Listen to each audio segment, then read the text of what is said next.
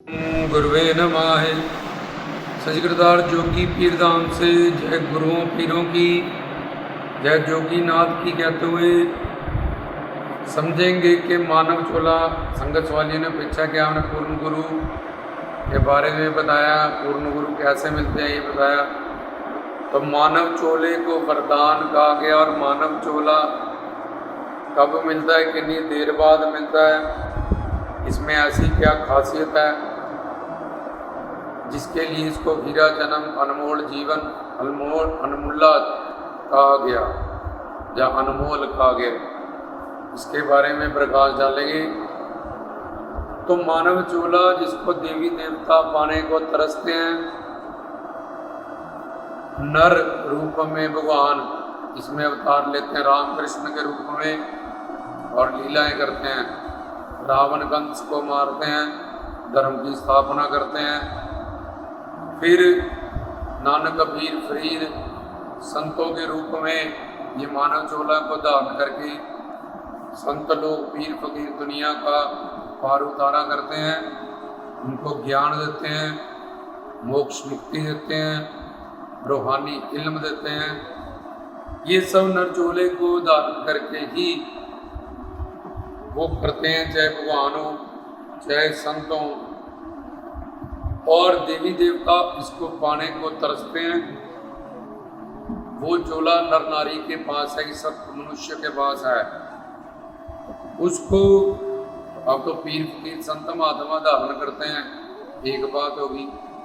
देवी देवता पाने को तरसते हैं, दो बात होगी।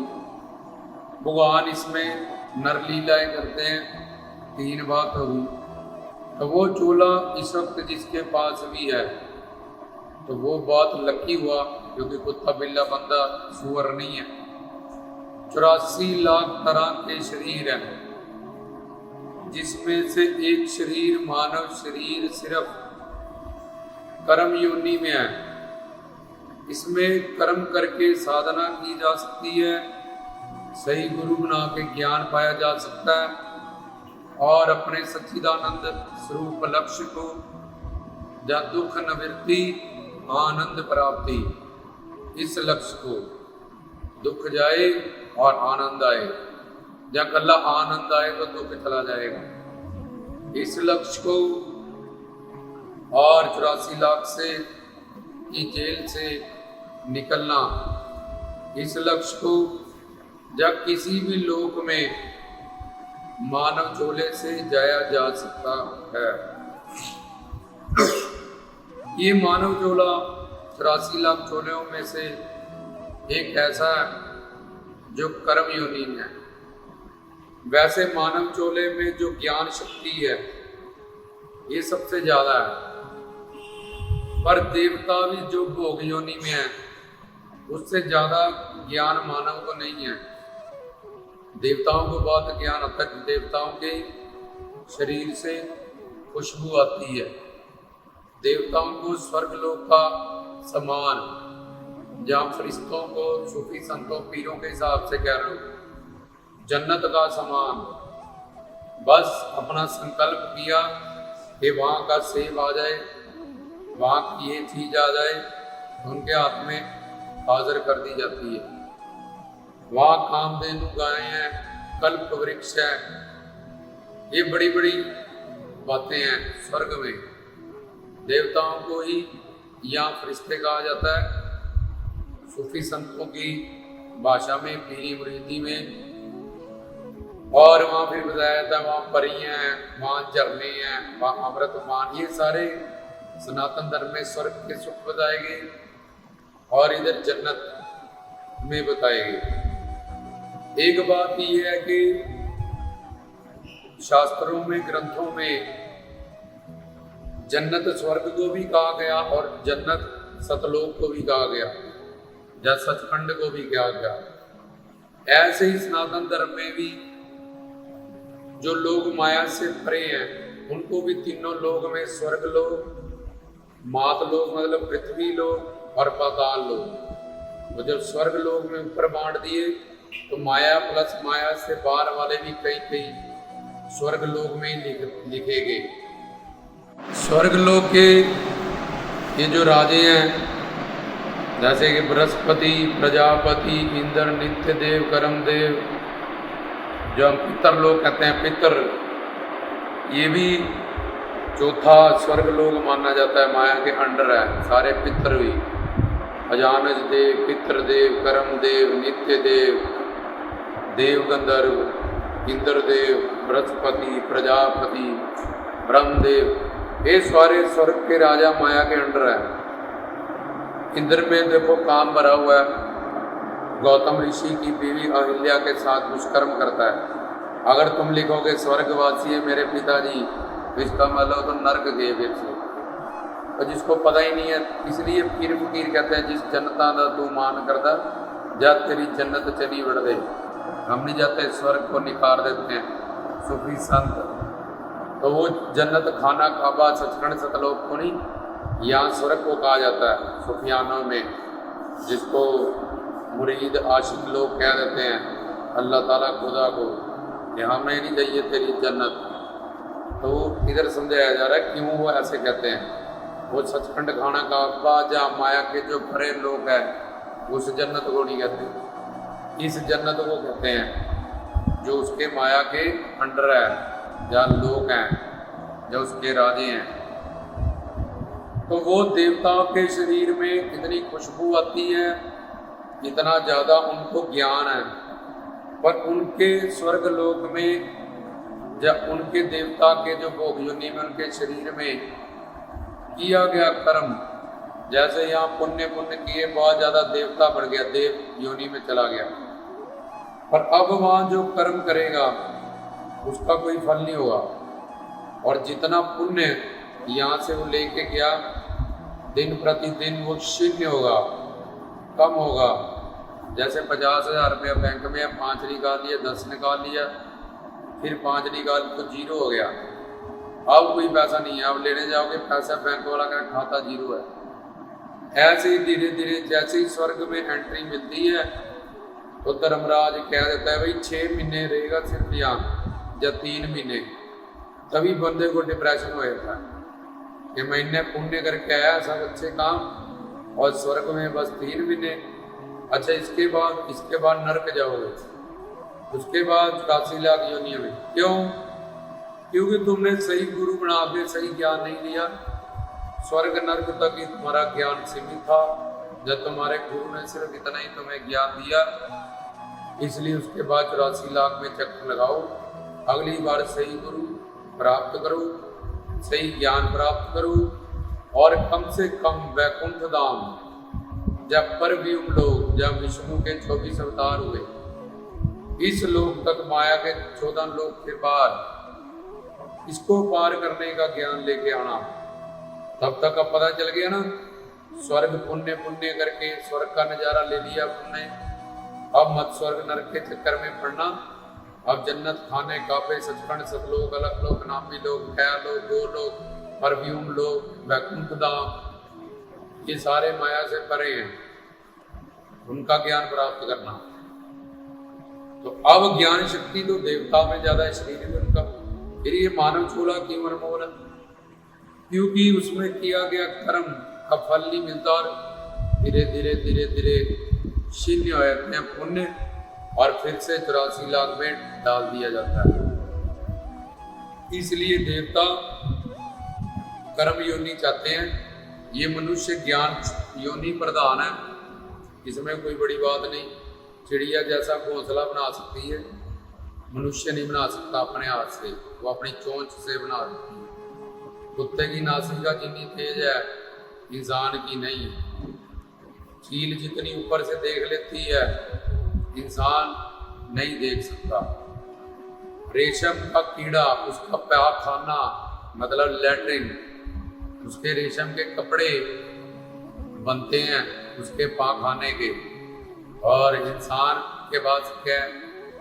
तो देवी देवताओं भी उनसे ज्ञान की दुनिया में बहुत आगे हैं, और ये पशु पक्षी, इनमें कुछ ऐसे क्वालिटीज हैं वो इंसान में भी नहीं है। इनकी इंद्रियों में कुछ ऐसी ताकत है। इसलिए ये मानव चोला कर्म शक्ति प्रधान है, इसमें कर्म किया जा सकता है, अपनी साधना को बढ़ाया जा सकता है। पिछले जन्म जितनी भक्ति सिमरन किया उसको आगे बढ़ा के भगवत प्राप्ति का लक्ष्य 84 लाख से निकलने का ये अवसर सुनहरी, इसका लाहा उठा के हम इस जेल से निकल सकते हैं जो अनादि काल से फंसे हैं। तो इसलिए ये ज्ञान शक्ति प्रदान है, ये कोई बड़ी बात नहीं है। देवता भी है और पशु पक्षियों की कई इंद्रियों में बहुत ज्ञान है, लेकिन ये कर्म योनि है। इस शरीर को छोड़ के बाकी सारे देवता तक 84 लाख शरीर में से सिर्फ मानव नर नारी कर्म योनि में है, कर्म योनि प्रधान है। कितनी भी कमाई करके सिमरन सेवा करके ये अपना अकाउंट बढ़ सकता है और इन 14 लोकों से बाहर जाके अपने सच्चिदानंद स्वरूप लक्ष्य को प्राप्त कर सकता है। इसलिए ये मानव चोला अनमोल है, इसको ये वरदान है। पर ये शीन भंगुर है, ये इसको शराप है। इसकी मृत्यु एक ही मिनट सेकंड में हो जाती है और ये एक ऐसा राज है, किसी को नहीं पता कौन कब मरेगा। कल आज 1 साल बाद बाप बैठा है, बेटा मर गया, उसने उम्मीदें लगाई ये करेगा वो करेगा ऐसा करेगा, फ्यूचर प्लानिंग हो रही है, गारंटी वाली चीज़ लो, पॉलिसियाँ आ रही हैं और किसी की कोई गारंटी नहीं है। वॉशिंग मशीन की कितनी गारंटी है? 1 साल। इस पंखे की 6 महीने और तेरी कोई गारंटी नहीं। पर हर कोई ये सोचता है मैं नहीं मरूंगा, इसी चक्कर में वो सारी ज़िंदगी अपनी लापरवाही करके बर्बाद कर देता है कि मैं 70-80 साल तो मेरे 90 पक्के हैं।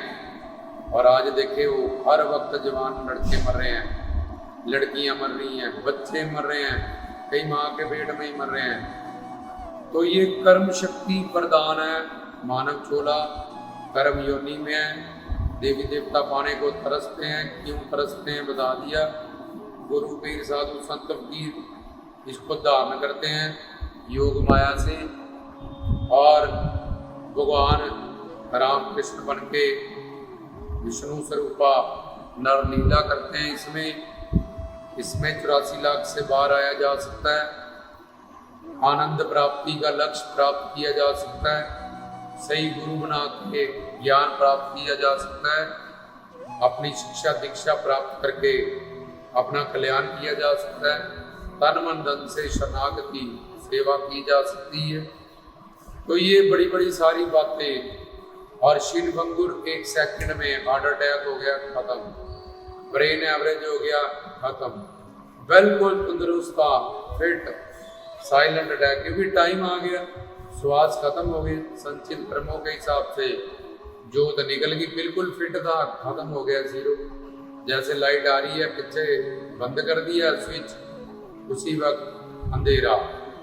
ऐसे ही संचित कर्मों के आधार पर जब श्वास खत्म हुए एक श्वास मृत्यु की तरफ जा रहा है। इसलिए जो हमेशा होती है मौत को देखते हैं, कफन रखा गया, सिर पे पगड़ी बना के, कौए बनाए गए फकीरों के, लकड़ियों पे हमें जलाया जाता है। हमेशा तू मौत पे खड़ा है, अभी तक तू अकाल से नहीं जुड़ा, अकाल के अंडर है। फकीर की जो खंडाओं हैं वो लकड़ी की होती है, ताकि हमेशा ही याद रख, एक दिन और मर गया, एक दिन और गया, 1 घंटा और गया। जैसे सेठ 10-10 रुपए कमा के यहाँ तक धीरू भाई अंबानी बन गया, बिल ग्रेड बन गया, टाटा बिरला। ऐसे ही मनुष्य को कमाई करनी है। सेवा सिमरन भक्ति जो आत्मा के लिए करेगा उसके साथ जाएगा। अगर मोक्ष मुक्ति नहीं भी मिला तो कम से कम मनुष्य शरीर को इसको मिल जाए, इतना तो करके जाए, कमा के जाए। खाना पीना सोना भोगना ये 4 काम पशुओं के हैं। अगर वो 4 ही काम करेगा और रजत सत व्यक्ति वस्तुओं से प्यार करेगा तो 84 लाख में ही घूमेगा। ये तो हुआ मानव शरीर। कोई क्या शराब है, ये शन भंगुर है, 1 सेकंड में इसकी मृत्यु कभी भी हो सकती है। दूसरा वरदान पता चल गया। अब तीसरी बात ये कब मिलता है और कैसे मिलता है। तो 4,32,000 वर्ष का कलयुग, इससे डबल द्वापर युग 864 का, इससे ट्रिपल त्रेता युग 1296 और इससे 4 टाइम्स 4 गुना सतयुग 18,28,000 वर्ष का। चारों युगों को जोड़ दिया एक चतुर्युगी 43,20,000 वर्ष की। 71 बार चतुर्युगियां बीत जाए, 71 सतयुग द्वापर कलयुग, चारों युग 71 टाइम, उसको एक मनवंतर कहते हैं। 30,66,20,000 वर्ष की। अब ऐसे इतनी इंद्र की उम्र होती है एक मनवंतर की। फिर इंद्र की छुट्टी का दिन नया इंद्र बनाया जाता है। तो 14 मनवंतर जब बीत जाइए, एक मनवंतर है 4 अरब 32 करोड़ 40,80,000 वर्ष। ये तुम कैलकुलेटर में मेरे साथ साथ कैलकुलेट कर सकते हो, किसी को अगर शंका हो तो इतनी देर ये एक कल्प है। इतना ब्रह्मा का एक दिन होता है और इतनी एक रात होती है। ब्रह्मा के दिन को सर्ग कहते हैं, कल्प कहते हैं, और उसकी रात को प्रलय कहते हैं, जिसको कुरान शरीफ में क़यामत का दिन कहा गया, जब सनातन धर्म में प्रलय किया गया। तो इतनी ब्रह्मा के दिन रात को कल्प और सर्ग कहा जाता है। ऐसे करोड़ों कल्पों तक फिर मानव शरीर हमें नर नारी का नहीं मिलता है, क्योंकि हमें 84 लाख में डाल दिया जाता है। अंडों से पैदा होना अंडज, पेट से पैदा होना छेदज, पसीने से पैदा होना स्वेदज, और धरती की गर्भ से पैदा होना जैसे पेड़ पहाड़ उद्भिज। ये 4 खानियों में से भूचर धरती पे रहने वाले, खेचर उड़ने वाले जीव, जलाचर पानी में रहने वाले समुद्र के जीव, ये 4 खानियों में से ये 3 प्राणियों के चर अचर जंगम स्थावर जड़ चेतन, ये एक ही सारे नाम। इसमें खड़े रहने वाले जीव जैसे पेड़ पौधे पहाड़, और इधर उधर चलने वाले पशु पक्षी मनुष्य, ये सारा शरीर हमें धारण करना पड़ता है। और उसमें रोटी कपड़ा मकान के लिए इतना संघर्ष है, अनंत मात्रा का दुख है। कोई कुत्ता डॉक्टर के पास नहीं जा सकता दवाई लेने, रोटी कहाँ मिलेगी, पक्षी को पता नहीं। ये मार मार के शेर को भूखा रख के सर्कस में ट्रेन कर लेते हैं, हाथी को कर लेते हैं, ये टांगे वाले पकड़ लेते हैं, और सीमेंट लेके जाओ, सरिया लेके जाओ, पानी नहीं पीने का पता, घोड़ा बैठ नहीं सकता, बैठेगा तो लट खाएगा। तो ये सारा दुख हम भोग चुके हैं अनंत मात्रा में, अनंत काल से। तो ये मानव चोला इसलिए अनमोल है क्योंकि ये परम शक्ति प्रदान है, और बहुत सारी बातें जो हमने बताई। तो ऐसे कई करोड़ कल्पों तक फिर मानव शरीर नहीं मिलेगा, क्योंकि 3 तरह के कर्म है। अनंत जन्म के पाप पुण्य संचित कर्म जो अब कर रहे हैं क्रियामान, और जो किस्मत हम भोगने आए हैं प्रारब्ध। तो ये संचित कर्मों के आधार पर हमें अनंत कई करोड़ों कल्पों के बाद मानव शरीर मिलता है। अब हम मानव शरीर का टाइम काट रहे हैं, और टाइम पास नहीं होता। ये कर लो, अखबार पढ़ लो, मूंगफली खा लो, ये नोते पोते दोते इनके साथ खेल लो, रिटायर हो गए फिर से कर लो नौकरी, 10-15 हज़ार की, टाइम पास नहीं होता। इसी तरह से ये मानव चोला कट जाए, बड़ा बेकार मिला, कुत्ते बल्ले बंदर सूर बनेंगे तो मजे में रहेंगे। ये ऐसा बेकार शरीर भगवान ने हमें दिया। ऐसे मूर्ख लोग दुनिया में हैं, रिटायर होने के बाद भी नौकरी करना चाहते हैं कि सरकार ने भी तुम्हें हाथ जोड़ दिए कि जाओ घर भक्ति कर लो। कल्ला था, 1 से 2 हुआ, 2 से 4 हुए, फिर उनकी शादी हुई, फिर नाती पोते दोते करेंगे भक्ति, करेंगे करेंगे, करना क्या है, बस अब आए अब आए अब आए, ये कहते हुए अनंत बार हमें मानव चोला मिला। रविदास कहते हैं बाहर जन्म पिछड़े थे माधो, जन्म तुम्हारे लिखे, जम जम मरे मरे फिर जन्मे। रविदास कहते हैं बहुत सजा पही है वे, बहुत सजा भोग ली है, पर एक जन्म अब तेरे लेखे लगा दिया हरि गुरु, अब तेरे बेगमपुरे में जाएंगे जहाँ कोई गम नहीं, सच्चिदानंद है जो। इसलिए ये मानव चोला अनमोल है, वरदान है सबसे बड़ा, और जो इसका टाइम पास कर रहे हैं सबसे बड़े बदकिस्मत है वो, क्योंकि फिर ये मिलेगा नहीं, और मिल भी जाए तो फिर कोई गुरु मिले सही, ये भी कोई गारंटी नहीं है। इसलिए पानी पीजो छान के, गुरु कीजियो जान के। बाबा फरीद ने कहा गलत गुरु पकड़ के सारा तेरा मानव चोला जो इतना अनमोल है सारा बर्बाद हो जाएगा। पानी पीजो छान के, गुरु कीजियो जान के। तो वेदों शास्त्रों ने क्या, उठ जाओ और श्रोत्रिय ब्रह्मनिष्ठ जीव मुर्शद के पास जा, पूर्ण गुरु के पास। तो ये था मानव चोला, क्यों वरदान है, कितनी देर बाद मिलता है ये, संचित कर्म के आधार पर प्लस भगवत कृपा, कि अब इतनी जोनियां हो चुकी हैं, कौन ध्यान रखेगा भगवान। और ये संचित कर्म के पुण्य को किसने फलीभूत किया, भगवान ने। तो भगवत कृपा और संचित कर्म के अनंत जन्म के पुण्य और वरदान क्यों है, इसको शराप क्या है, ये कितने करोड़ों कल्प के बाद मिलता है। और बदकिस्मत कौन है जो इस मानव चोले में लापरवाही कर रहा है, अपना मानव चोले का टाइम बर्बाद कर रहा है और इसको काट रहा है। वो सब कहले आत्महत्या कर लो, कि आत्मा तो कभी मरती नहीं, हत्या किसकी करो, शरीर की। तो तुम सारे आत्महत्या ही कर रहे हो, जिनको ज्ञान नहीं, जो सिमरन नहीं करते, जो अपने हाथों से अपने इस चोले की हत्या कर रहे हो। मर चुके हो, बचपन का शरीर कहाँ गया, जवानी का कहाँ गया, किस मौत का इंतजार कर रहे हो। मौत तो हर वक्त हो रही है।